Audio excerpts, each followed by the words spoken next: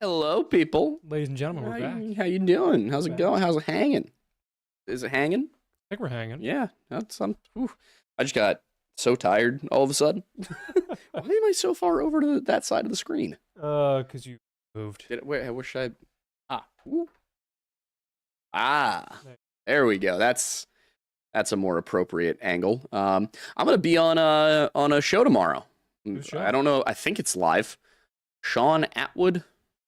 I don't know. They've asked me to confirm that I'm coming on like 18 times, and to be perfectly honest, that's kind of making me not want to go on. But I think they're just a little over. They're British, from what I understand.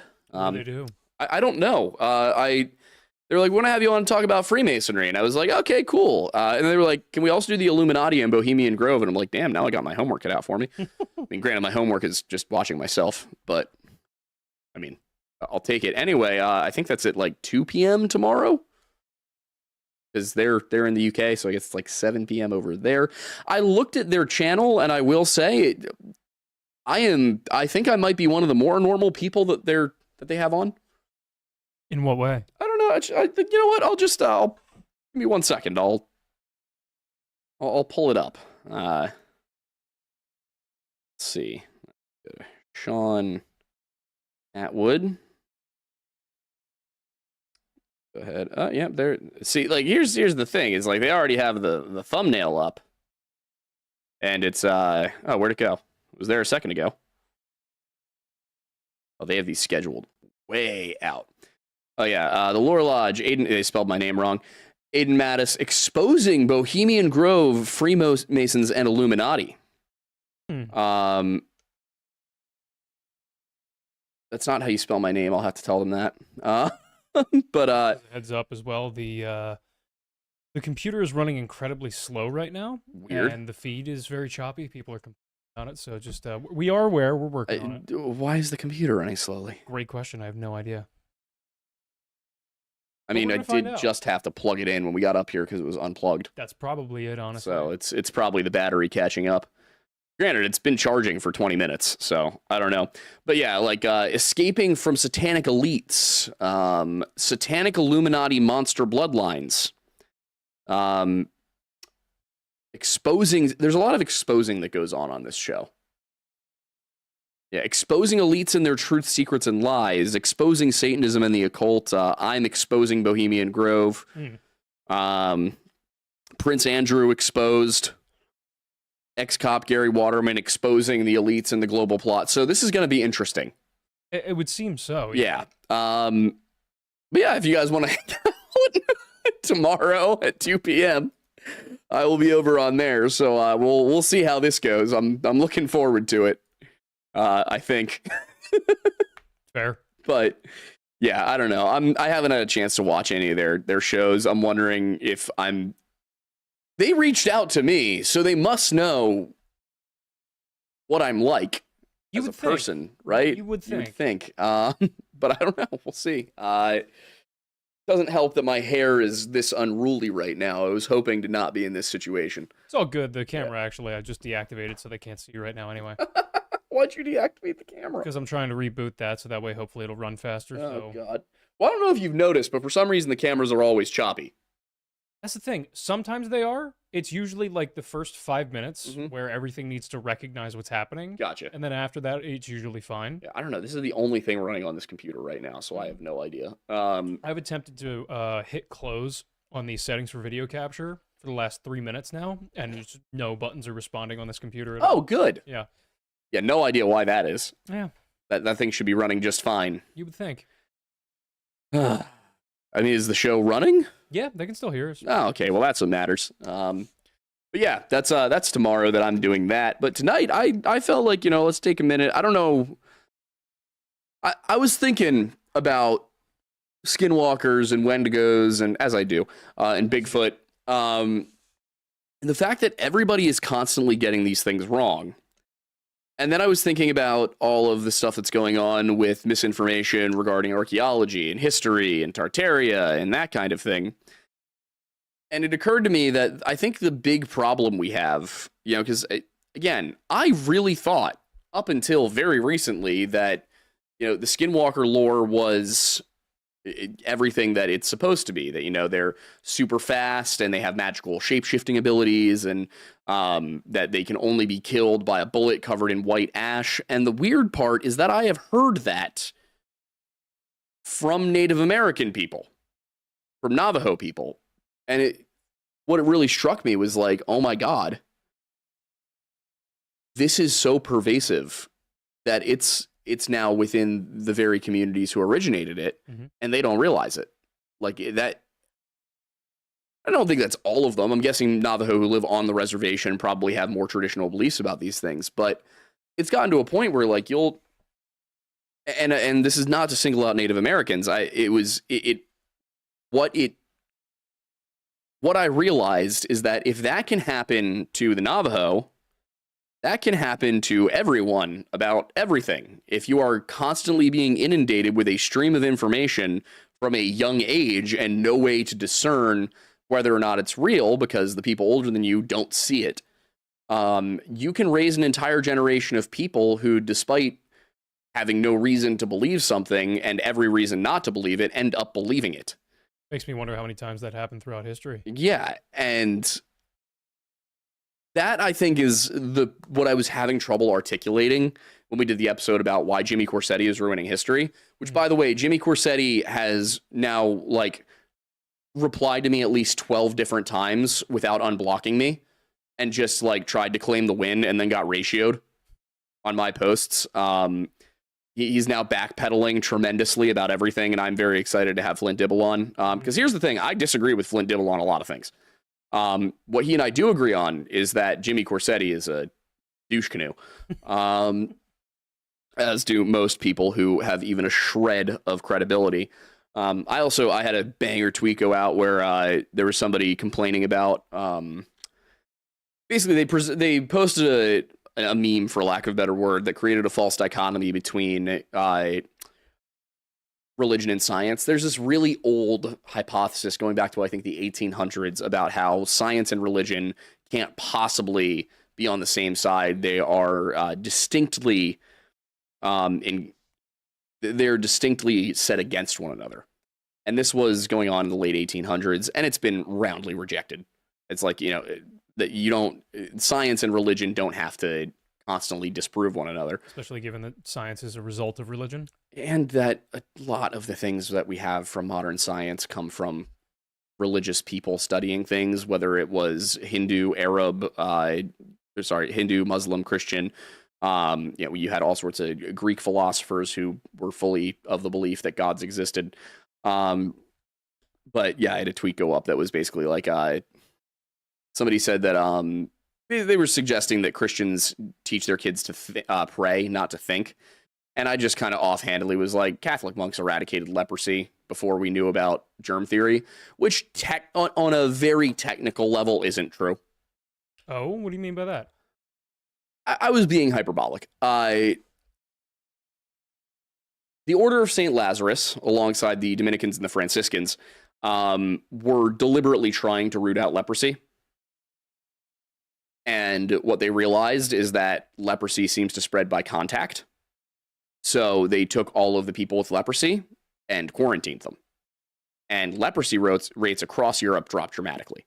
Now, there are hypotheses that this had something to do with the introduction of tuberculosis, and that because they are the same kind of virus, or not virus, same kind of bacteria, that tuberculosis ended up creating herd immunity from leprosy as well. Point of the matter is, leprosy was still going around, and by quarantining people with leprosy and caring for them, it was a massive step up. And this is how the conversation went, was leprosy, well, Catholics didn't actually eradicate leprosy. And I was like, well, of course not. My point was that it was functionally removed from the population by the early modern period because of the quarantine procedures put in place by groups like the Order of St. Lazarus. And then it was, okay, well, that doesn't count because tuberculosis was actually involved. And I'm like, okay, that doesn't change the fact that monks recognized what was going on and how leprosy spread, and they sequestered people away, which removed leprosy from the population to a large extent, and rendered it functionally not a problem by the 1400s. And then it was, oh, well, so yeah, they just cast people, they just, like left people to die. And I'm like, no, they cared for them. They basically did everything they could, palliative care, made sure they were fed, clothed, had reasonable living conditions, everything they could do up until the disease ultimately would kill them. And then it just kept going for people like trying to find some way to justify the original point of the original post, the one I quoted. Because they just couldn't do it. And finally, I just, quote tweeted my own post, and I was like, I have a confession, I exaggerated. The Catholic Church only created the hospital system that we use today, and, that all of the people who have been cured because of that system, and all of the funding that went into it from the Catholic Church, they only did that, right? And that kind of ended the debate. I think people didn't really have a response to that one. My point wasn't that, you have to, and a lot of people somebody called me a Christian nationalist over it. And I was like, dude, my only point is that, creating this false dichotomy where religion teaches people to pray instead of think is a ridiculous thing to do. I can't really remember how we got to this point. I think I was talking about Twitter. Point of the matter is, what I see going on Twitter constantly is that you will have a flood of disinformation that is only reaching people who have never, ever, ever actually had to think about it before. And there's certain things like, the Sphinx, right? Where it's, oh my God, is the Sphinx really was that really built by the ancient Egyptians? It's there's proportions that are off, and, maybe that human face was originally a different kind of face. Problem is that these things are posted by people who don't know the difference between a Greek Sphinx and an Egyptian Sphinx. But when you have this flood of misinformation that is hitting people who the last time they thought about world history was 10th grade. And they don't have a good way to question it. And the people who, and again, this is where archaeology kind of shoots itself in the foot, has a tendency to be arrogant as a science, even towards historians, which is hilarious because they just keep finding things we told them to look for. But you end up in a situation where people are just constantly being exposed to information that the actually educated people aren't prepared to address because it's so out there that you've got to go and, for us, we're like, okay, so you said that the pyramids were there when the Egyptians started their civilization. I need to explain to you why that's wrong. And then you give them a basic explanation. They're like, well, what's your source on that? You're like, well, what's yours? And they're like, what's yours? So you got to go back through and you got to find stuff and you got to put together an argument, blah, blah, blah. And by the time you've eventually put together your bibliography and your explanation and everything, the same person who originally said that the pyramids were already there when the Egyptians got there has now said that in Peru, the Inca had secret magic levitation powers, and that's how they moved the stones into place. And so it's the a lie gets halfway around the world before the truth has a chance to put its shoes on. And short form content is just that over and over and over and over again. And I am constantly every day bombarded, specifically on Twitter, with some of the most asinine bullshit that you have ever seen. And at this point, I have no idea how to counter it. I'm amazed that you haven't started live streaming your reactions to Twitter on your personal channel. I'm not going to lie. I don't have the time. That is the main issue, isn't it? Also, speaking of reactions to comments that people are saying, we're probably going to cut off at about 7:30 here, because we both have to finish different segments of this Friday's video. Which, have we mentioned what it's going to be yet? This Friday's video? Yes. I've mentioned it in a few spots. Okay. It's going to be on the Edmund Fitzgerald. Mm-hmm. Turns out this is the 50th anniversary of it. Yeah, it somehow went under our radar until Mattis came across something unintentionally, and he was like, "Wait a second." Yeah, I was like, "Wait, Gales of November? When did that go down?" So I went to look at it, and I was like, "Oh wow, exactly 50 years ago on my birthday." Mm-hmm. So we were like, "Well, we have to try and get a video out in time. We can't not do that." Yes. Also, oh my God, it's such a sad story. Yeah. I did manage to write some levity into it in a few places. I did my best to make sure that it maintains its trajectory. But there are a few parts of the story where you can't, it's just sad. Yeah. And I don't know what you think about it. We can kind of talk about it briefly. I don't think that I don't know who to blame. I don't know that you can blame anyone. I think so. We actually haven't talked about this at all. Yeah. But it reminds me a lot of two specific things. It reminds me, one, of, have you ever seen or heard about The Perfect Storm? The movie? Yes. Is that the we're gonna need a bigger boat? No, Or is that's that Jaws? Okay, Yeah. then I don't know anything about the Perfect Okay. Storm. So The Perfect Storm is a movie that was based off of a real storm that Mhm. happened in, I think it was 91. And what happened there was a few different vessels got caught up in it. Mhm. One was around Bermuda. It was a sailboat that got caught up in one of the hurricanes, or the hurricane, I should say. But the main focus of the story is a swordfish boat called the Andrea Gale, Mhm. who was out When of you say a water. swordfish boat, is that a kind of boat or a boat that's looking for swordfish? Boat that's looking for sword. Got it. Yes. It's like a 80-foot trawler. Imagine the Edmund Fitzgerald, but like 10 times shorter. Okay. That's about it. Still big front, uh, Pilot house. Yep. And then, but the back was just a big back fishing deck Okay. with very long line with a bunch of different hooks and Mhm. stuff on it. Nonetheless, anyway, so they were having a rough season. They decided to go out one more time in, I believe this was October, and they were pushing the distance. Boats like that, displacement vessels, are very efficient. They don't travel very fast, but they're very fuel efficient, so they can go very far. Mhm. So they were at the edges of the fishing grounds that people normally fish, and they were just getting nothing. They were in a big slump. And this is where some of the details of the movie versus real life kind of meld a little bit, but to my general understanding, it's very accurate. Hmm. They decided to go much further east, out towards the Flemish Cap, Mhm. which you may remember us talking a little bit about in the Vinland Saga stuff. Yeah. Yeah. So that's right near Sable Island, Okay. which, again, you might be familiar Yep. with that. So there was a problem. And the problem was actually like threefold. One was, I can't remember the name of it, but there was a hurricane in the Caribbean Mhm. that was making its way up the East Coast at the time. That's the one that the sailboat in the Bermuda gets caught up in. Well, the real problem was that there was also a nor'easter Mm. that was occurring up near Boston, like Massachusetts, Maine, and everything like that. So imagine if this is the North Atlantic, like, surface geological area, and then this is the ocean. Mhm. You've got hurricane from the south down here. You've got a nor'easter up here Mhm. that are spinning towards each other. Okay. And then you have a major blast of cold Arctic air Mhm. that shoots from west to east directly in between them, Okay. feeding off of the remnants of the warmth of the ocean. And all three of those things collide right in the center of the North Atlantic. Mhm. And the Andrea Gale was right in the middle of all three. Ooh, not a good place to be. Not a good place to be at all.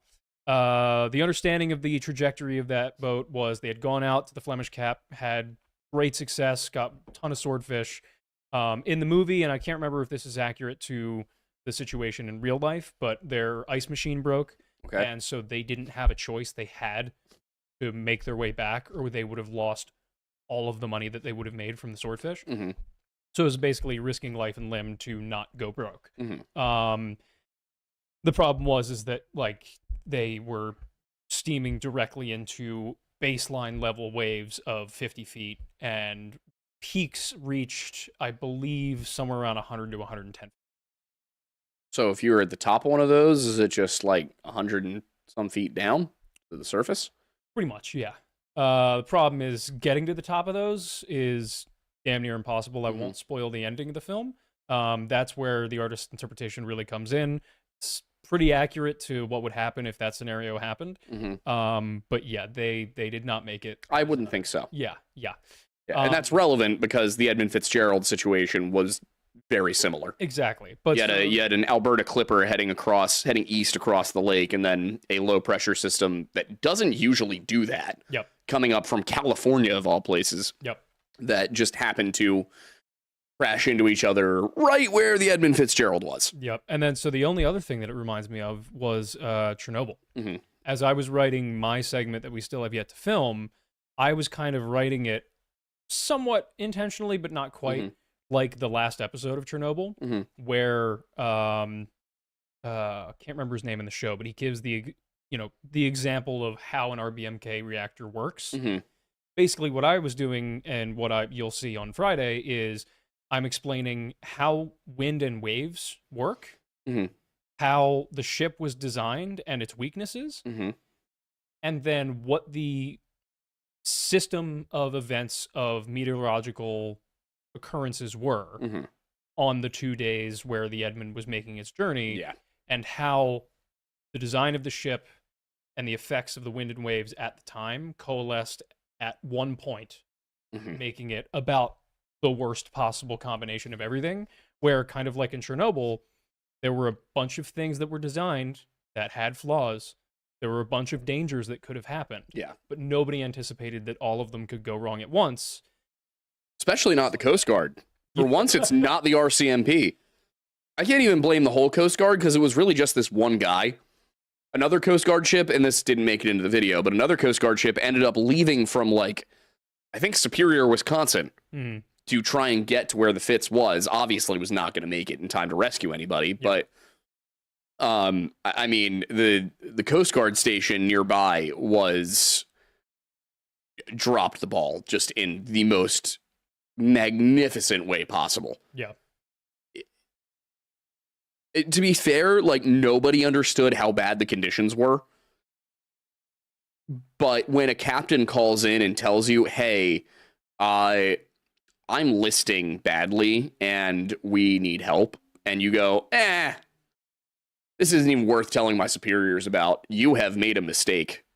But I don't want to focus too much on the Fitz. Yep. Because I wanted to go back to what we were talking about. Because to me, the Skinwalker thing, you can almost call it the Skinwalker effect. This situation where a mythologized version of something becomes so pernicious on the internet that it begins to completely overwhelm the academic ability to correct the misinformation. And I see that a lot with history and folklore. It's all over the place. And it's, growing up, I remember seeing it with certain things, like people insisting that it was the Soviets who won World War II and that, the US and Britain didn't really do anything. We were basically just distracting Germany while the real fighting happened on the Eastern Front. We couldn't have won without them. We could have. Would have sucked. But we could have beaten Germany without Russia's help. Russia could not have. That's where the difference is. The Allies could have beaten Germany without Russia's help. Russia could not have beaten Germany without the Allies' help.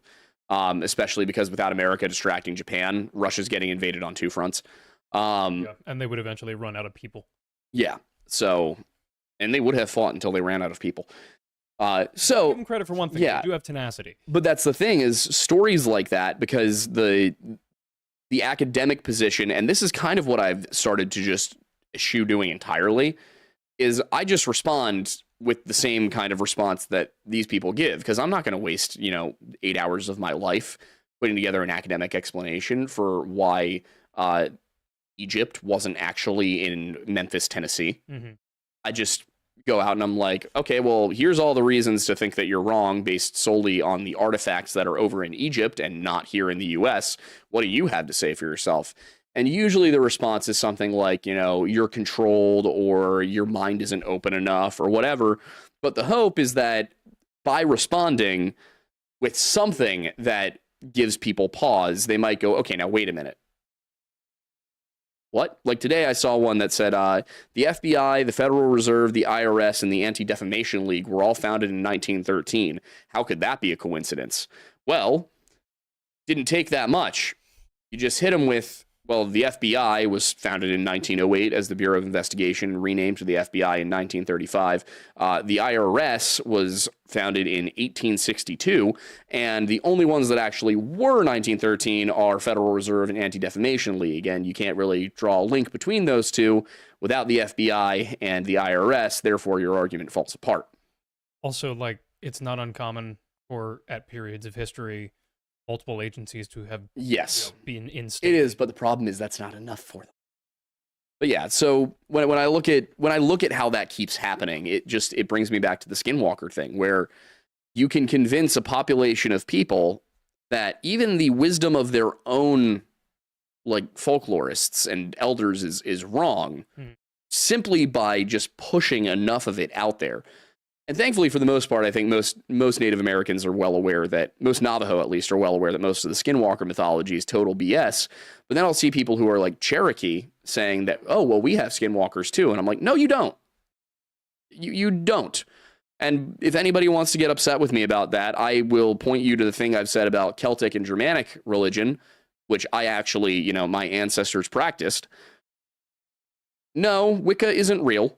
No, things that there are customs that might seem similar, but they have no connection between Celtic and Germanic. It's the same kind of thing. But I think that I do think that the academic insistence upon being prim and proper all the time does tend to put you in situations where you're either talking over people's heads or you begin to sound a little bit too controlled. But I had a certain interaction with one guy who kept, this was funny, he kept insisting that Jesus, Muhammad, Rumi, and Lao Tzu were all preaching the same religion. Oh? Yeah. And we got to the point where his name was Michael Crane. I got to the point where I kept trying to drill down into it. And I'm like, what do you mean by that? What do you mean? Yeah. What do you mean they were all preaching the same religion? Oh, well, they were all, talking about the same unknowable God. And if you read the writing of Pseudo Dionysius of the Areopagite, and he kept going, and I'm like, no. But what do you mean? Yeah. He was like, well, they all, like, you got to read Alan Watts and blah, and I'm like, no, but what do you mean? And it got to the point where I was like, no, this is how we do it. This is how we do it with the fake stuff. Yeah, you just got to let them paint the stuff in the corner. You just keep asking, what do you mean? Yeah. Because at the end of the day, none of them have actually thought it through. Yeah. They just have to keep saying, well, no, because they're just reciting something they've heard. Yes. And I think that, that's kind of the way, I think that's why we've done multiple videos on Skinwalkers, right? Mm-hmm.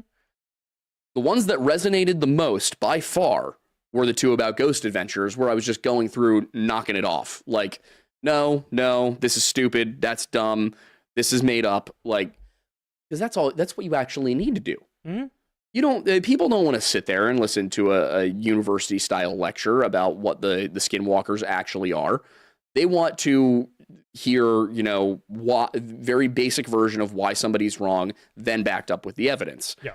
And I think that's why the two Skinwalker videos we've done this year worked so well, and why I really enjoy going after ghost adventures is because they're just silly. Mm-hmm. Apparently Sean Clenn on his own channel has addressed, at the very least, the Skinwalker Canyon episode, mm-hmm. and without saying it, heavily implied that they may have cut out some relevant things he said. Which I get it. You get if when we were smaller, we had been invited to go on ghost adventures, we probably would have said yes. Yeah. Like, even knowing that it can be a little silly, it's easy to make that mistake. I mean, I've been in a documentary where they totally misused me. Mm-hmm. It was the Tubi Scariest Monsters in the World documentary. And I remember, like, I had the longest interview of anybody they sat with. I was also the only person there with any credibility. Yeah, even just like remote credentials. Yeah, like we're talking people who were like travel bloggers or TikTokers or whatever. I was the only person there with a history degree. I might have been the only person there with a degree. Which I'm not saying that you need a degree to know about any of these things, but like, I had a very different approach where I went in and I gathered my notes and I did my research and I studied everything. And then I went in and I sat down and they would ask me questions, and some of them were definitely leading questions, but I answered honestly. And I was like, yeah, well, actually, that's a misconception. Like, for example, the Wendigo. I'd be like, yeah, well, the idea that they were, consistently, they had horns and things like that. That's a misunderstanding that probably comes from a 1912 book called The Wendigo, which was written by a white author who didn't actually really consult with the Ojibwe on it. But if you look at Basil H. Johnston and you read what he said, and then basically the only thing that actually made it in was me quoting Basil H. Johnston about the appearance of the Wendigo. That was, I sat for 3 hours with, I think Streetcar Productions. It was Tubi. It was Tubi's in-house. Sat for 3 hours. I think they used a minute and a half. Yeah, that's insane. Which also, they were supposed to pay me like a small stipend, like $200. They never did. So, I don't know. I haven't bitched about that enough, to be honest. That was frustrating. But I look at stuff like that and I'm like, man, this is the problem. Is it's so hard to platform the correct information, and the incorrect information is just being pumped out there so consistently that there's no way to really stem the tide. Because listen, I get it. I think I do a good job. I'm not trying to toot my own horn here, but obviously we get views. We need like 80 more of me. Because, and you know who else I got to say is probably one of the best people at it? As frustrating as it is that you won't answer my texts. I get it. You're busy. You're on your tour. But Mini Minute Man does a phenomenal job. You know, and originally I would see people who would be like, you know, well, he's just so dismissive and he's so rude about it. And I'm like, yeah, well, at a certain point you need to be. It's also just entertainment value. Yeah, it is, because that's the important part of it, is providing a response that is both factual and entertaining. And I think that so much of the older generation is really good at the factual part and just doesn't get the entertainment aspect. There are some who have done it. I think that's the problem though. I'm trying to think of like who's a really good, solid, accurate historian who's managed to go and do this, who wasn't our generation. Is Lindy Beige. He's good, but he didn't really do a lot of like direct attacks on things. Yeah. But I think that there's been, you know, ever since, go back to the 1970s and like Eric von Daniken and stuff, the response to von Daniken from the academic world was, look at this moron. Like, he's not even worth our time. Yeah. Well, I think part of it also comes from the fact, like, you go back to people, I'm thinking more science, or, you know, physics and astrophysics, like that. But, like, you know, Carl Sagan was not antagonistic, but at the time that he was popular, he didn't need to be, because he was, like, the only guy out there doing it. Yeah, so he would be a great example of somebody who was good at it. Yeah. But that's the thing, is, like, at the time, you could just present things in a, like, peaceful manner. Yeah. And it was enough for people to want to watch, because that was their into that world. Yeah, and I think, you know, somebody like Sagan really had it. The problem is that you get Sagan's successor, and it's Neil deGrasse Tyson, who's just awful. I mean, he's definitely better at the antagonistic element of it for the modern day. He is, but he's not good at. He's too arrogant. He's too dismissive. That's fair. Which I think is the problem with Neil deGrasse Tyson. He's funny. He's entertaining. I enjoy listening to him talk about stuff when he's not being pretentious. Yeah. But he does that thing where he'll just be so pretentious about something random. You're like, dude, you sound like an AI generating platitudes. Like, sometimes it's warranted and sometimes it works, but sometimes it falls flat. Yeah, but I don't think we really have that in history at a large scale. We don't have, like, and it's hard to pitch a cable TV show that is responding to Ancient Aliens. Yeah, because that's the thing, is Ancient Aliens does great. Mm-hmm. Especially, it's not just the content, though, it's also the audience. Yeah. Because the type of audience that is going to watch Ancient Aliens is the type of content type of audience that is going to get very adamant and passionate about following that content. Yep, and that's why I've enjoyed being able to do sort of clickbait titles. And we've gotten some flack for it. People are like, you know, I don't understand why you're doing all the clickbait now. And I'm like, because you're going to click on the video as a subscriber because you like us. This isn't just about us getting views and making money. Granted, that is very nice. But I also feel like I have a responsibility as somebody with a platform to go and correct misinformation. And so if I can lure somebody in with a video titled, "Did the Green Berets fight Nephilim giants in Afghanistan?" And they're thinking, oh man, you know, an hour and a half long video on this proving it happened. And then they're introduced to it, and it's the story, and it's the second version of the story, and then it's the discrepancies between the two versions of the stories, and then it's how it doesn't actually fit within the biblical narrative about the Nephilim. And then by the end of the video, they're like, wait a minute. Am I wrong? That's the goal. That's the dream. Yep. Like, that's what I want.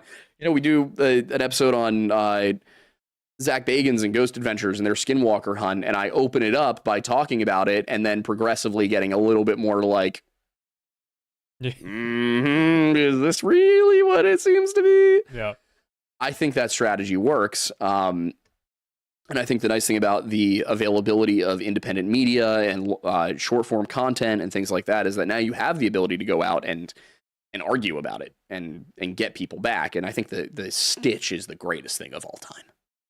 The number of videos I've had that have just been me correcting a basic misconception by stitching a video that have gotten hundreds of thousands, if not millions of views. Like, we just need to take advantage of it. And I think I'm hopeful, you know? I know the Jimmy Corsetti episode, I was really kind of a doomer about it, but I'm actually hopeful for once that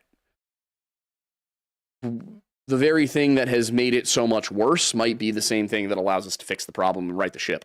And you know what the best part about it is? What? It's fun. Yeah. That's the thing. You know what the most frustrating part about TikTok right now is? In order to get paid, I need to not stitch something. Oh, really? Yeah. So there's another way to do it. Thankfully, they finally did what I've been wanting them to do for forever, which is they basically took the app Splice and just made it part of TikTok. Which, granted, Instagram has done that. I think YouTube has done that now. But that has made it a lot easier. I just need to get better about being on the ball with that. Oh, that was another thing I wanted to do. Shoot. I had meant to bring something up. We should go to Super Chats in a second. Yes, well, I will say MZ Lore real quick, just put in one. This was after the cutoff, but it's for $20 and saying, I'm a historian close to finishing my bachelor's degree and have been studying SW for 4 years. Happy to send y'all the 12-page paper I just finished on it. Ooh. It's very well cited, and it's got Chicago footnotes and academic sources. I would love to read it. You want feedback, or do you just want to send it to me? Just, email it to thelorelodge@gmail.com. Yeah. And, I'll be, checking that more frequently and make sure he gets it if you send it. Try it. Oh god, it's that thing where I can't actually pull up the live, can I? While it's live. What were you trying to think of? I'm gonna send this to you on Discord. Okay. Well, because our Trova trip is getting close to being sold out, and I want to let people know about it. The Colorado one. So I'm gonna shoot that over to you. Oh, maybe I'll shoot it to myself. Yeah, definitely sit and send it to yourself. Is there a way to do that? I'll tell you what, I'm gonna send it in the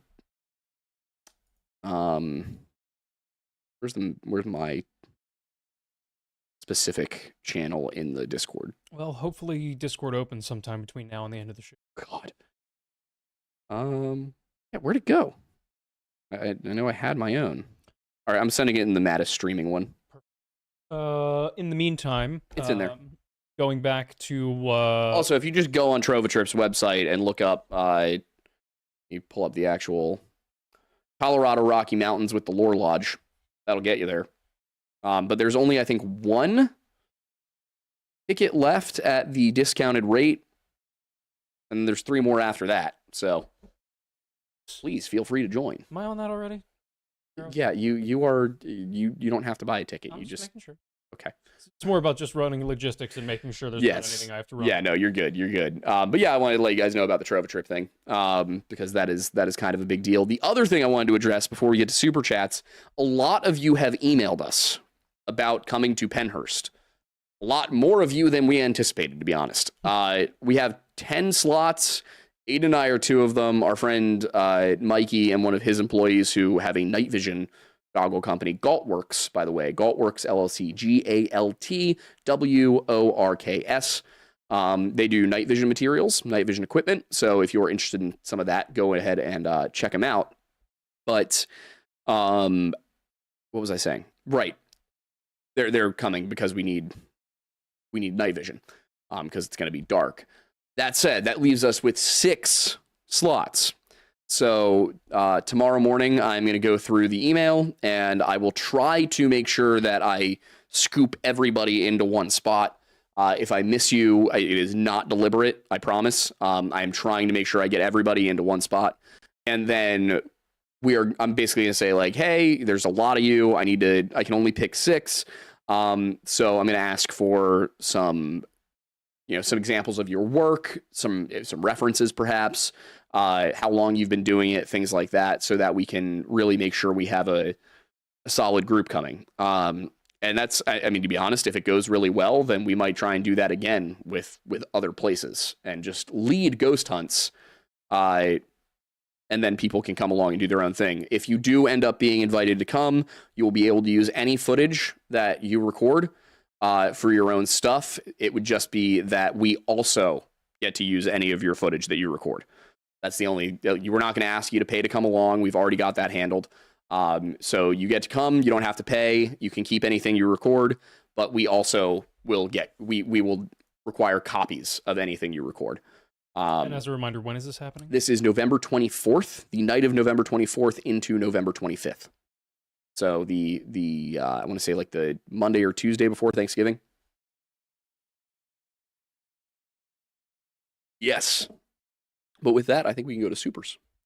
And I putting the information about Rover Trip in. Apparently, we're having a delay with our audio and video. Well, the video is basically a PowerPoint. Oh, good. Yeah, it has been the entire time. Nonetheless, starting at 7:30 and working our way back, Dr. Glorfindel says, trying to bait again, did you see the tweet from the Catholic page that said, quote, pray for the dogmatization of the Marian title of co-redemptrix. It's what our mother deserves. I'm so glad I don't know what that means. There has been a recent Roman Catholic push to, well, you know how like one of Christ's titles is Christ the Redeemer? Yeah. As in the Redeemer of sin and the one who granted us our salvation. There is a push from some corners of the Roman Catholic Church to assign Mary the title of Redeemer as well, as co-redemptrix. Interesting. I don't know why Roman Catholics of a certain variety, this is not all of them, but some of them insist upon deifying Mary. It's weird. All the other high churches, or at least the Anglicans, the Orthodoxy, both refer to Mary as Theotokos, means the God bearer. She has a very high place of esteem. But some in the Roman Catholic community do verge on like worshiping Mary. It's wrong to say Catholics worship Mary, or that it is Catholic doctrine to worship Mary. It is not wrong to say that some groups of Roman Catholics get weirdly close to it. I mean, given the lack of female deities in the Christian tradition, and given the presence of female deities in other religions in history, the closest it reminds me of is like the worship of like Athena, something like that. Yeah, there's a lot of like, it doesn't surprise me that there are people who want to worship a female deity. Yeah, I mean, well, you get Zeus and Hera. You have I think Marduk and Asherah. I mean, almost every Wiccans have a male and female figure. I mean, it's not new. There have been Gnostic heresies in Christianity forever who have insisted that there is a female counterpart to God. One of the things that makes Christianity and Judaism and Islam unique to an extent is that there is one figure that doesn't have a counterpart. That figure is usually referred to in the male pronoun, but I mean, it's not like God is incomprehensibly beyond that. Yeah. Well, it's interesting too because I started rereading again a little bit of The Hero with a Thousand Faces because I've been trying to get through all of the notes just as a deeper compilation of my understanding of story, but also mythology. And a lot of the various like early mythologies and primal mythologies that existed across the world, there are generally in the creation stories a male and female character, but the existence before them is usually remarked as some form of being or existence that goes beyond the comprehensible. That even if they are deities in that religion of the male and female that create the world, they come from essentially what is quite literally the celestial soup. That is its own being and existence. And that is outside of the realm of what the male and female deities are. Yeah, and that's one of the things that is, again, like somewhat unique about Christianity is that like God is outside of the universe. He's there before it. He's not created. He is not made. He's just there. Like nothing created God. God was just there. So, and it's been interesting having that discussion with some atheists on Twitter recently, because, God, what was it? It was somebody said, Same account that said the thing about like, teaching your kids to think and not to pray. Said something to the effect of the Bible never says that God exists outside of space and time. And I forget the rest of the tweet because that's where I stopped reading, since the very first sentence of the Bible is, in the beginning, God created the heavens and the earth. Mm-hmm. And that was something they believe, like Christians, believe that God is outside of space and time, yet he lives in the sky. How does that work? And I'm like, if you read the book, very first sentence is, in the beginning, so before the heavens and the earth were created, and there was a beginning and God was there before it. So that means if God's there before the beginning, then God's outside of time. And if God is there before the heavens and the earth, and the heavens are space and the earth is earth, and God's there before that too, which means that he's there before the heavens and the earth, which means he exists outside of space and time. The very first sentence of the book disproves your claim about what the book says. Reading comprehension. It's like, again, you don't have to agree with it. Yeah. But maybe you read it before you disagree with it. Also, it'll help you have better arguments. I tried to have a conversation with somebody who was definitely just rage baiting, but who's Hindu, and they were like, they said, is Jesus God or is Jesus the Son of God? And you're like, both. And they're like, what? And I'm like, dude, you've got all these different deities that are manifestations of the same deity. What are you talking about that you don't understand this? Yeah. Like the I believe the Brahma is the encompassing deity in Hinduism, and all of the other deities are, from my understanding, and again, and this is why I don't criticize Hinduism. I don't understand it. From my understanding, all of the deities in Hinduism are manifestations of the Brahma. Mm-hmm. So you're telling me you have like 8 billion different ones who are all part of the same God, and you can't grasp the Trinity? Like, be so for real. Be so for real right now. I'm not even saying you're wrong. I'm just saying, come on. Yeah. There's a common ground you should be able to have there. If any religion should be able to sit there and go, yeah, I can understand the concept of the Trinity, at least, like, I might not comprehend how that works, but I can at least understand the concept. It's Hindu. Yeah. Like, Hindus should be able to get that. Yeah. You would think. I don't know. Time will tell. Moving on, Ellen the Howler Werewolf Queen for $50. Thank you very much. Says, after watching your newest Skinwalker video, Mom sent you an email, subject YouTube collab suggestion with some videos by YouTubers who did ghost hunts. Red Web was one of them. And she sent the Signs and Symbols book to the same Lore Lodge email address. Oh, I will have to take a look. I do not frequently check the Lore Lodge email myself, but I will take a look at it. There we go. Ghost Rider 2268 says, been hearing y'all talking about it going hunting for the past few shows, so here is an open invite to come down to Helltown, Virginia, and hunt deer, bear, coyote. We might take you up on that. Yeah. I personally do not hunt, but I know Thornbury has been interested in it. Yeah, I'm getting into it. I've been once, spooked a deer, that's it. What season is it right now? Is it rifle or? It is bow. Rifle will be soon. Okay. But yeah, bow goes until like January. I could try. I have a rifle that I can legally hunt with. Yeah. What's the draw weight on your bow? I could not hunt with my bow. 35 pounds. That's the bottom of the legal limit. I would not trust that my longbow will kill a deer. I can only trust that if I hit a deer with my I also am not a good enough shot. That's fair. Yeah, surprising as it may be, I am very big on not, like I will not hunt because I don't feel confident that I can humanely kill an animal. Yeah. That's part of why I haven't gone a lot this year, is because, like, last Sunday, I went over to lunch at my parents' with my grandfather, and, like, I knew people were hunting that day, but for me, I was just doing target practices. So I'm going to make sure that, like, at very least 20 yards, I can hit a solid group with every shot I take. Yeah, give me a scope on a rifle, I can hit a deer. Yeah. Do I know that I could reasonably hit a deer with my lever action that does not have a scope on it? No. Fair. Yeah. It's good that you know that about yourself. Colton Krell says, everyone gangsta till the skin starts walking. Everybody gangsta till the skin starts walking. Shepard says, the stop-motion Lodgecast. Stop motion cast. It's a fun one. It's a fun one. I don't know what's going on with that. Is it connected to the internet properly? Yeah, and the stream health on YouTube says excellent. So apparently our audio is fine. Weird. But yeah, it's probably prioritizing the audio. It seems because this is the thing is the whole computer is slow. Mm-hmm.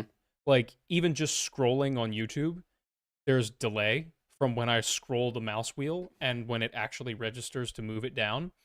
That, you know what? That has happened with this computer a few times in the past, and usually I've just had to restart it. Yeah, but we're a little late for that. Yeah. Crimson Archer says, I have no longer used Twitter, so when Aiden talks about something, it's like listening to a war vet while he puts on war paint and camo. Yeah, I can understand that. I wish I could stop using Twitter, but it's just addicting. And it does give me ideas of what to cover. Like, for example, we're going to do a video on Göbekli Tepe, and I'm going to want to talk to Flint Dibble first, so I can get the archaeologist perspective.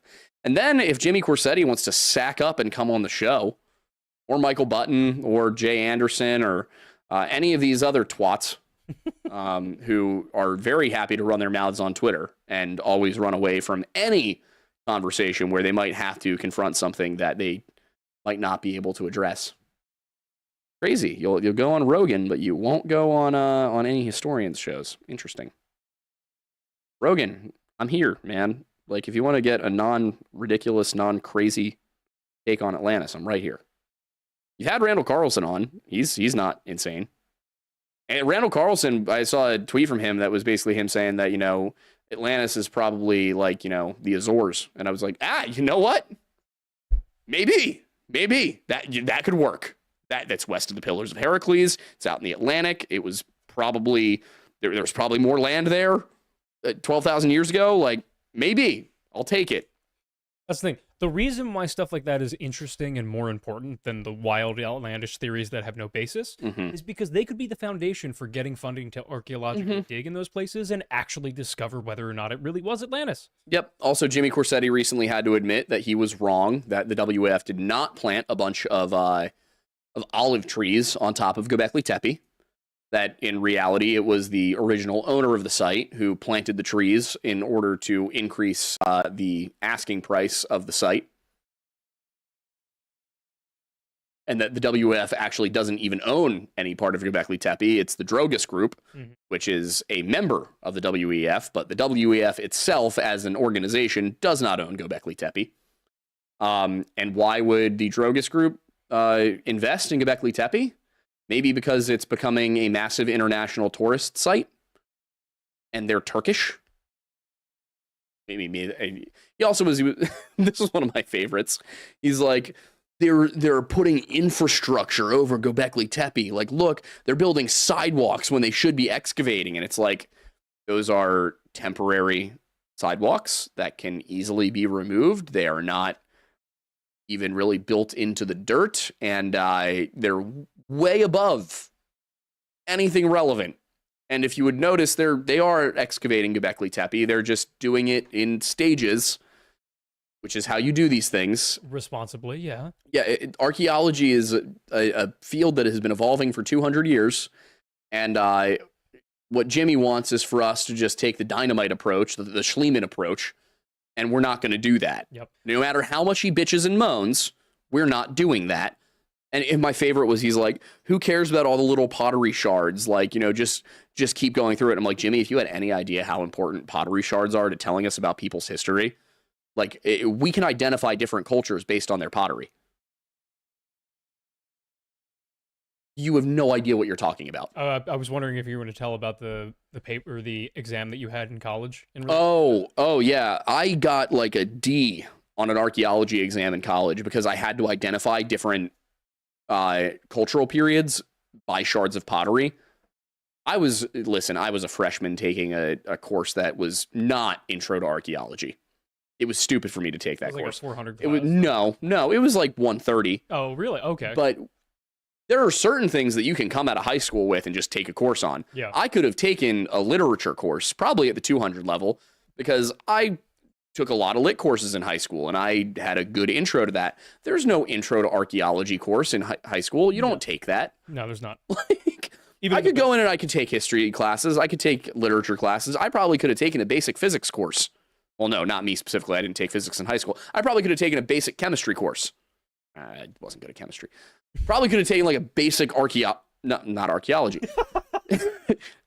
I'm not good at science. Biology. Biology. I probably could have done that. I still remembered what ATP was when I was 18. There you go. That matters. Yeah. So what was the mitochondria? Powerhouse of the cell. You're good. You're ready to roll. And also, I knew about the Golgi body.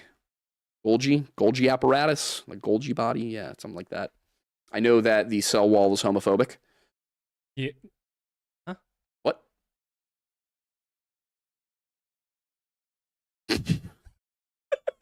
Anyway, also important about the Göbekli Tepe is that, because just to add on in terms of the physics of putting in a sidewalk that has probably been planned to be put in a relatively stable area. Not heavy. We're talking about planks that are maybe 40 pounds. But also, like, the planks help to distribute, like, weight to prevent any wear to anything that's happening below it. Yep. So it is protecting the site more than it is harming it. Every single time Jimmy talks about Göbekli Tepe, he's wrong.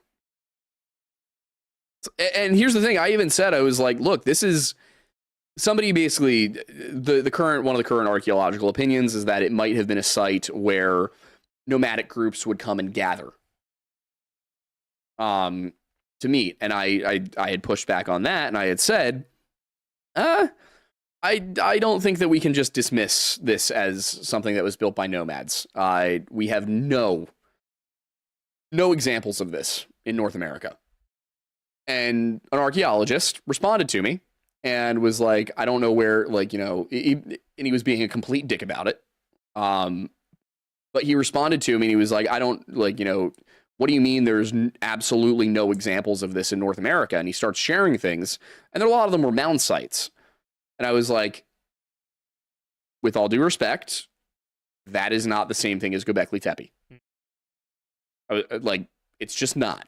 And he was like, it said something along the lines of I should learn about things before I speak about them. And I'm like, I know more than you think I do, buddy. Also, I'm a historian. You can talk to me like one of your students. Like you might be the expert on this. You can talk to me like one of your students. I will listen. But if you talk to me like I am Jimmy Corsetti, I'm not going to listen to you. And the funniest part was that another person got involved in the conversation, and I responded to her too. And I was like, okay, so can you tell me about this, Poverty Point, these earthworks, why are these so impressive? What do these have in common? And we had a very pleasant conversation about it. But the guy who I said, you can talk to me like I'm one of your students, didn't respond after that. And I'm like, so I told you, I'm happy to sit here and have a conversation about this, but you need to treat me with respect. And you disappeared. Dude. Yeah, it's pretty brutal. And my only contention was mounds are impressive. It takes a lot to build these earthworks. They're not this. So that's where the problem is on the other side. Like I was saying, a lot of people who are academics are so stuck in the ivory tower, they don't know how to interact with normal people. And then you've got us down here on the ground. Probably a good comparison would be during World War I. I believe the British Army was the specific example. The officers often could not understand the common soldier, because the officers were aristocrats who spoke very proper English, and the common soldiers spoke in dialects. So they needed the sergeants, who were kind of a middle ground between the two, the non-commissioned officers, to communicate for them in many cases. And that's, I think, what guys like Steven and Milo and I are people who understand what it is down on the ground. Yep. And know how to communicate it to people, but you gotta treat us with some respect. Yeah. Otherwise, we're just gonna sit there and go, okay, so do you need to be a dick about it? But cool. RB Irrigation Installer says, I'm quitting my very large DoD contractor soon, partially due to quality issues. I'm happy with my life, and I have no intention. Well, hopefully we don't see you in the news. Yeah, very much so. Tyler Dalrymple says, the idea that religion and science are at odds comes from the God of the gaps fallacy. Quote, if it's explainable by science, God didn't do it. End quote. Yeah. Not true in my opinion. No. I mean, again, the Big Bang Theory was theorized by a Catholic priest. That in and of itself should be enough. Yeah, and I remember somebody respond. I used that as an example, and I remember somebody responded and said something along the lines of like, he did say that discovering it had nothing to do with his religion, and I was like, that doesn't change the point. Yeah. His religious beliefs did not prevent him from thinking And discovering. Yeah. Also, the Big Bang, like, totally line. I mean, the first thing God says is, "Let there be light." Kind of tracks pretty well.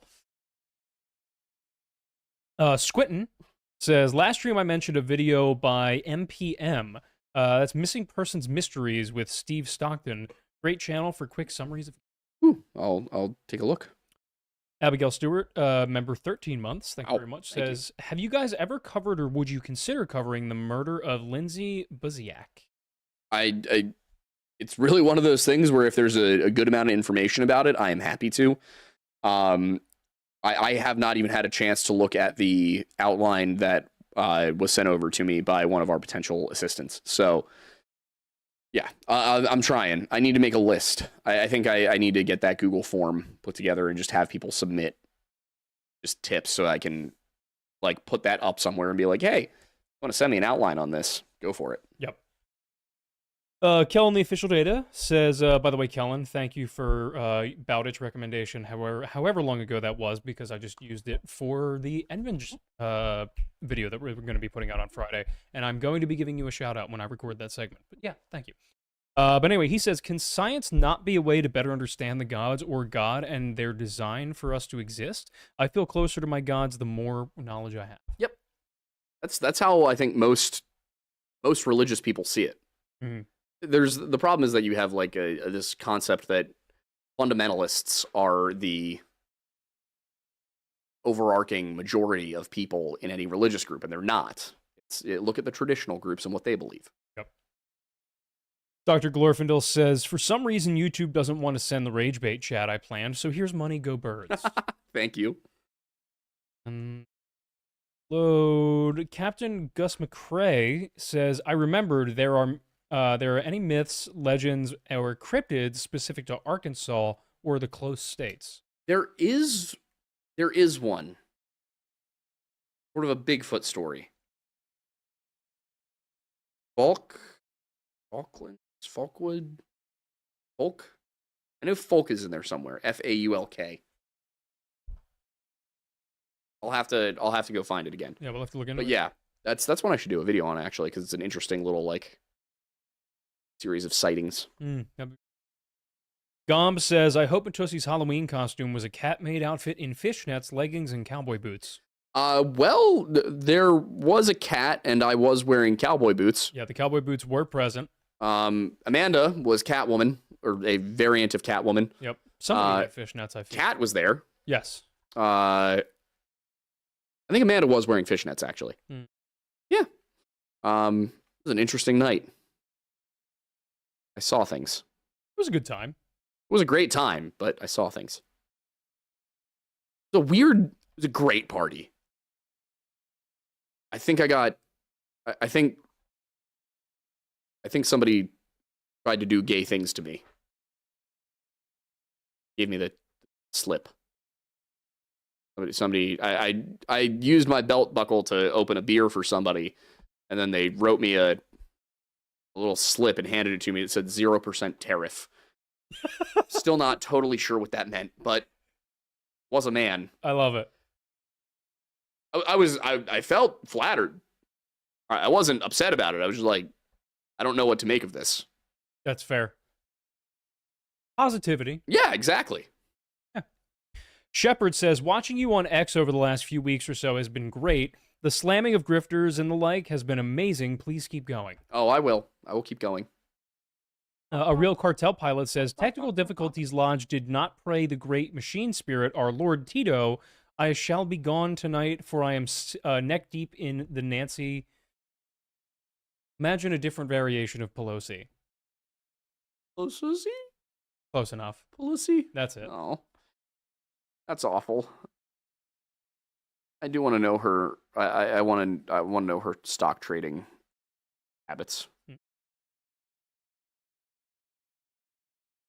I wonder if we're ever going to be able to, pass legislation that prevents government officials from trading in the market that they directly influence, considering that's a form of insider trading. Well, Aiden, as you know, the tree of patriotism must from time to time, the tree of liberty must from time to time be watered with the blood of patriots and tyrants. Yes. That might be a watering moment. Yeah, that's fair. I don't think you're not going to get the politicians to ban themselves from getting rich voluntarily. Yeah. I'm not saying we should do bad. I'm not saying we should do violence. I'm just saying that it would probably require it. Yeah. Also, I wonder if we're ever going to pass legislation that prevents private money from being utilized in campaigns, rather having a small percentage of tax revenue be divested for campaigns, and all campaigns get equal amounts of funding, so that way, the person with the bigger spend isn't the one who wins. It's actually. Dude, at this point, I don't know. I feel like Israel when they wanted a god or a king. Like, just give me somebody who's going to do it for me, man. I will not let myself to succumb to learned helplessness. I'm so tired. Look at Archie. What a guy. Kellen says, I effing love the PowerPoint podcast. 56 or 55.6 out of 10. Love it. Archie loves it too. Look at this guy. He's having a great time. He's having a great time. Tongue's out. Doesn't really stay in his mouth anymore. No. He's missing some teeth. Look at it. Look at it hanging out.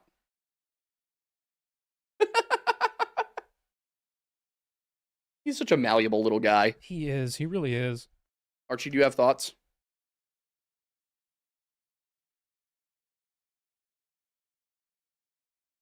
He does not. No, he consistently doesn't. Either that or he's just really good at keeping him locked up. Sometimes I wonder if you're smarter than you let on. He is, honestly. And I think, because here's the thing. Every once in a while, he does something. That's the thing, is when you say this enough, he'll do something stupid to make sure you don't think he is, and I think it's intentional. Yeah, me too. We're on to you. Oh, he looked at me when I said that. All right, underqualified gunman for $20, thank you very much, says, anyone who likes Tarkov, Siege, or Ready or Not should give Hideous Destructor a try. Best tac shooter in Sim vs. Demons made, and it's free. It's a free mod for Doom. There's a lot of yeehaw cowboy potential in the sub mods for it. I think it's also, speaking of video games, time for me to make most of the LAN Lads server open for people, because I'm having trouble finding people to play Battlefield with at absurd hours of the night when I finally have time to play. I was gonna say I'm happy to play, and then the absurd hours. Yeah. So I'll be like, hey, does anybody want to play? And then it's crickets. I'm just like, okay. Listen, I love that game. It is so much better as a squad. So much more fun. If it's like 10, I'm down. Or okay. Like 11, like I can play probably. Oh, okay. Yeah. Good to know. I'll be around. Perfect. Just text me when you're playing, and I can make it work. Yeah, since Amanda has to be at work at 6 a.m. now, she goes to bed early. Yeah. So fair enough. I can play. Gomb is saying that he's still driving home. It's been snowing for 11 days. Every 5 miles, I pass the same sign. God is dead. You killed him. Crown Cannabis 5 miles. Help me. I think he's been in Ohio the whole time. I think you might be doing circles in Ohio, but I think you're in Ohio. I don't think you ever got out of Ohio. That sounds exactly like Ohio. Yeah. Oh, this one's fun from Tyler Dalrymple saying, last week, a truck carrying aggressive Hep C-infected lab monkeys crashed up the road for me. Why do I feel like that's not the first time that's happened in the last 10 years? I know. Goes on to say, several are still loose. Good times in MS. That's definitely not the first time that's happened in the last 10 years. No, very much not. I remember a truck full of disease-ridden monkeys being a thing in the news in the late 10s, right? Yeah. They're not. Why are we transporting hepatitis monkeys by truck? Rail system's not as strong as it used to be. I'm just saying.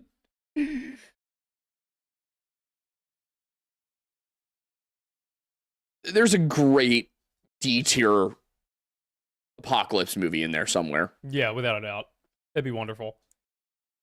Pseudo Legend says, ahem, go Bucks, Ohio. Dude, listen, I don't care anymore. At this point, I'm just holding out for next season. I've only been, I only don't, considering my school didn't have a college football team, I really only follow the NFL. Did NYU really not even have a team? No. Even Temple has a team, dude. They used to, it just wasn't a priority. They had a hockey team, though, and they were fun to watch. Yeah. But yeah. That's the other thing is hockey season. Yeah. Penn State's a hockey school. It actually is. Yeah. Hockey and wrestling, man. Those are the two that I can actually rely on. Yeah, that's valid. Penn State hasn't been good at football since we ran Paterno out of town.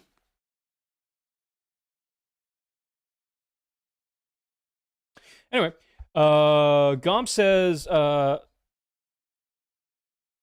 hang on. What does Gomp say? Oh, sorry, no, because he was responding to someone else's super chat, so I need to read both in succession.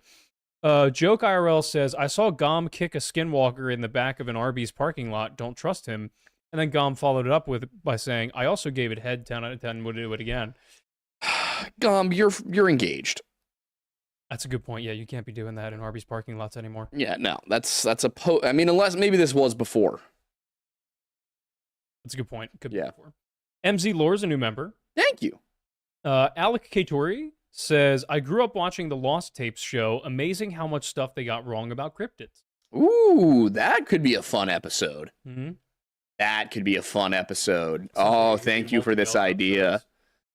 Yeah, that's what I was thinking. Is depending on how much material there is, it could be like what Lost Tapes gets wrong about cryptids, or it could be what Lost Tapes gets wrong about Sasquatch. X, like, Y, Z, yeah. Dino Nuggies says, what's your guys' opinion on the Anglican schism that just happened a few weeks ago? Also go Bucks. We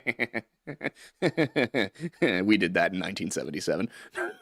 Like, called it.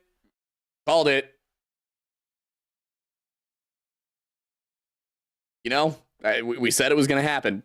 And what exactly is it that happened? They appointed a woman to be the Archbishop of Canterbury, which was not a popular choice with anybody outside of England, the United States, and Canada, which is a lot of Anglicans. Yeah. Because Anglicanism is where,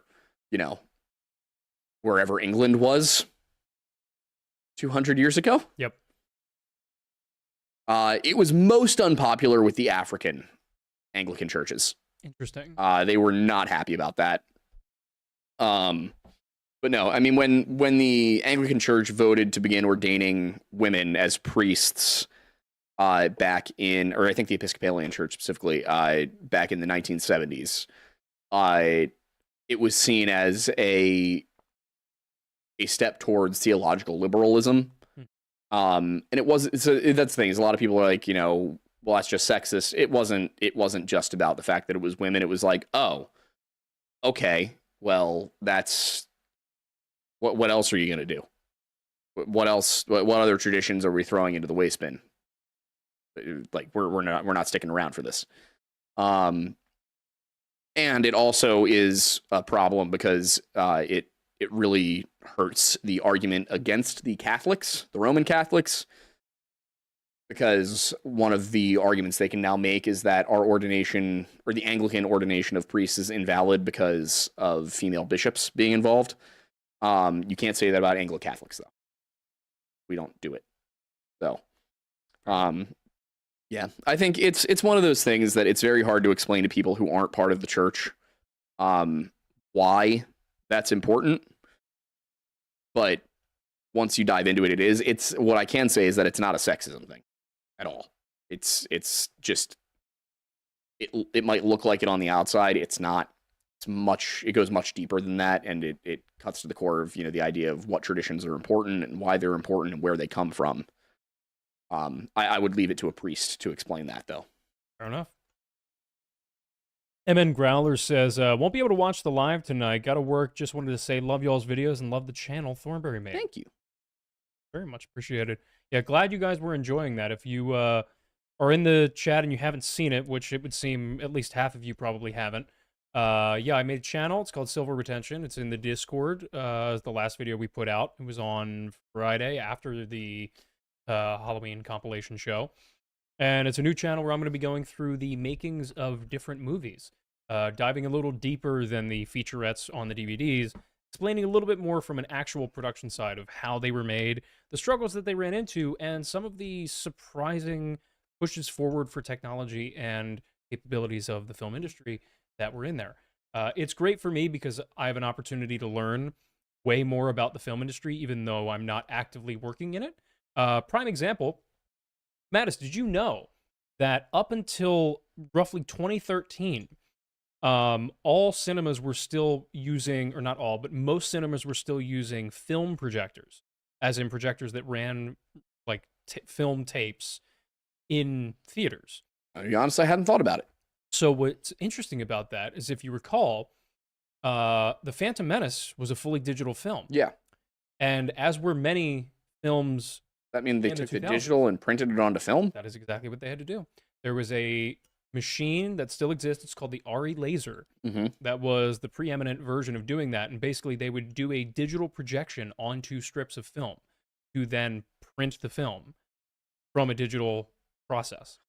And it was really common because over the course of the 2000s, the idea of a digital intermediate got really popular. And it started in the 90s. That's where they would shoot a film on film and then process that into a computer for a digital intermediate to work with a non-linear editing system like Premiere, Avid, Final Cut, things like that. But then because most theaters were still showing in like film, like actual film reels, they had to use those processes to then take it off of digital and back onto film for release. And then, of course, they would take that and then also offload that onto digital for DVDs and stuff. But yeah, one of the many things, also didn't know that the puppets from Corpse Bride were like groundbreaking for the time. Neither did I. I had no clue. I picked it just because of the anniversary. I had no idea any of this cool stuff was there. So it's rewarding me for just having way more information about the film industry for when we finally make a movie. I will have way more in my back pocket to be able to rely on in terms of working with crew and cast and things like that. So. And now I can make a video about Corpse Bride 2, which is the truth about the Jews being behind Corpse Bride. Oh, yes, that's true. Yeah, we found that. Yeah. Thankfully, I was able to create a little bit of a schedule for my releases for the next year. And I was able to look at it and be like, oh, I can help with some of these with providing the lore side. Also want to be clear that I was making a joke about like the Jews being behind Corpse Bride because it is a Jewish folktale. Yeah. It's a Jewish Russian folktale. Yeah, I mentioned it a little bit in the video, but we didn't get an opportunity to in the short time frame. It was too much going on. Yeah, exactly. But in the future, we will be doing collaborations between the Lore Lodge and my new channel. Yeah. So yeah, if you haven't checked it out, check it out. You'll probably see his face on it as well. And I did the logo. Yes, he did. Did you notice, did you get a chance to watch it? I have not had a chance to watch it yet. Understandable. So I took what you made and I animated it. Ooh. Yeah, I was able to do, basically just cut it up into a few different versions of what it was and then just animate the film strip across for each title. And then the letters, like the words come on and they kind of like, animate in different ways. Yeah. So thank you again for making that because it was very helpful because it was way better than the BS I made. Yeah, you got to have the logo is more important than people realize a lot of the time. Without a doubt. Captain Gus McCrae said, had a question, can't remember it, here's money. Oh, thank you. And I have to wait for it to load. That way I can see the next question. A real cartel pilot says, go to gym, brothers, or I will motivate you. I tried to go to the doctor about this, but they didn't have any appointments. So I had to just tell them what was wrong, and they prescribed me Super Advil, and then said if it still hurts in 7 to 10 days, I will revisit. And I'm like, well, it's hurt for 6 weeks, so pretty confident it's still gonna hurt in 7 to 10 days. So I might just go to urgent care and be like, hey, can you guys like poke around and tell me if you think that this needs anything, and then just go see a physical therapist. And the only reason I want to go through the doctor is because if they prescribe physical therapy, my insurance covers it. And given how much I pay for insurance, I would like to use it. Understandably so. Gomb is also saying Thornbussy go to the gym, brother. Now lift lodge. If it wasn't going to be as late of a night as it is, I would. But I am planning to go Tuesday through Friday, probably. I'm so mad because I was like going. I was going. Yeah. And then Well, you could do like just treadmill or something. yeah, but I should. I should do that. I will say the one thing that shocks me about shooting the bow. Mm-hmm. Guess what is the first muscle on my body to fatigue when I do? What? Bicep. That makes sense. I absolutely would have thought it would have been my shoulders or my back that would give out first. That's probably doing the most work of any of them. It's not that bicep. This one? Mm-hmm. Oh. That's the thing is like, I'm just holding it out there the whole time. And I would have thought shoulder for keeping the arm up, back for the tension, like, getting tired. Nope. Yeah, bigger muscles. Yeah, that's the thing. It surprised me a lot. Yeah. So I love having an excuse to train biceps. I'm not going to complain about it. MN Growlers is a new member. Nice. Thank you. Thank you. Hang on. Gotta scroll again. He's so funny. He's got boy. his tongue out again. Gomb is saying, as a non-Calvinist, what is your interpretation of Romans 8:29-30? My Bible study is hitting that next Sunday, and one of the members is a Calvinist. All right, I gotta look it up. Yeah. I gotta see if it'll even... I'll bring it up on my phone. Yeah, that's what I'm doing too. Romans. I know I'm familiar with this one. In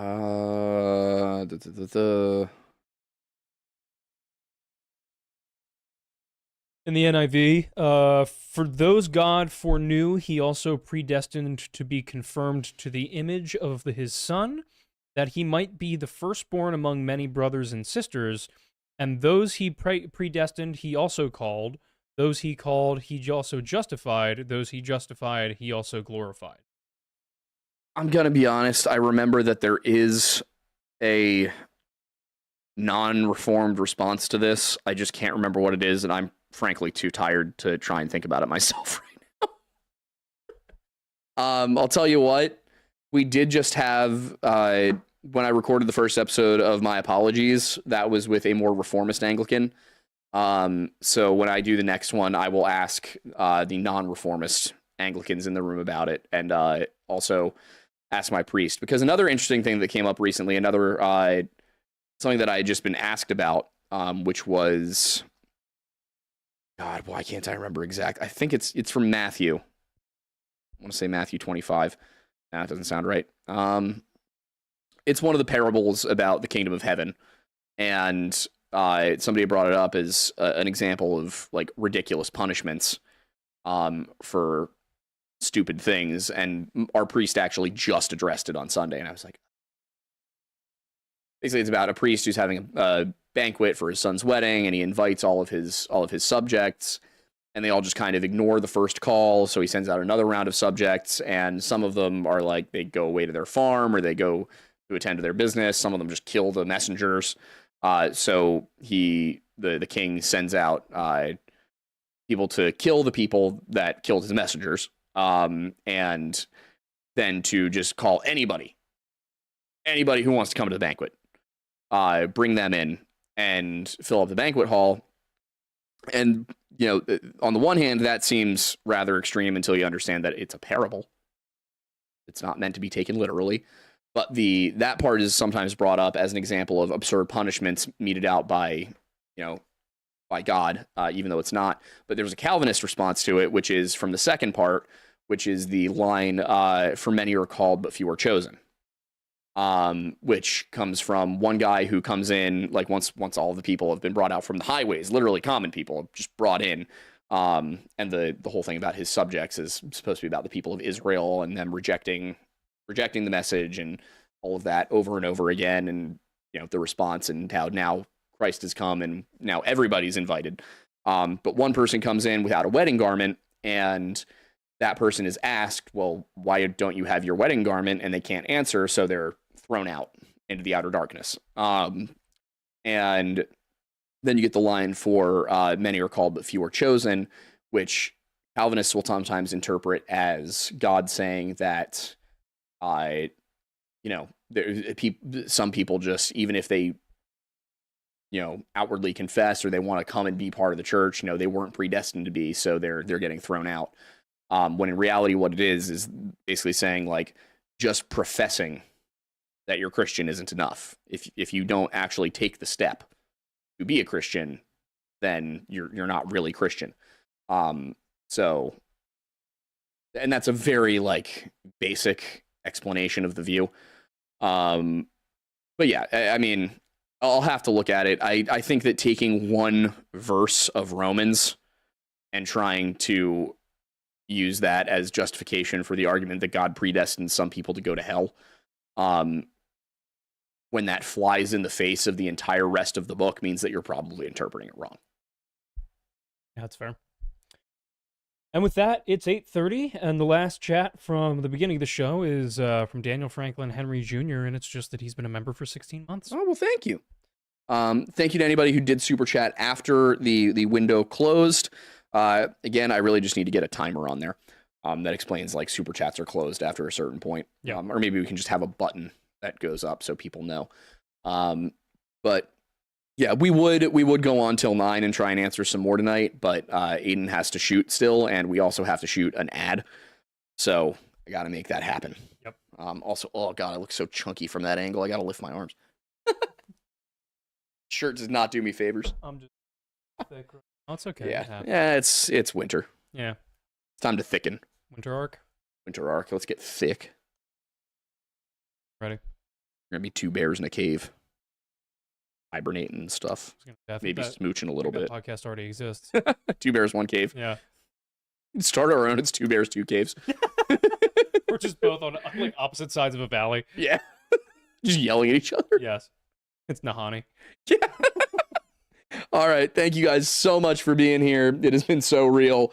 We will see you on the next one with Flint Dibble. Remember, it is going to be at noon on Monday the 10th. We doing that live? Yeah. Okay, cool. Noon on Monday the 10th because he has an earlier schedule since he's in the UK. But yeah. And that one will probably also have I might ask for questions in advance. I'll put the stream up ahead of time so that if you guys want to put in super chats early so I can actually screen them and get to them, yeah, that'd be nice. Then we'll do that. So that'll be a much more structured episode of the show. But all right, thanks guys. Bye. See you.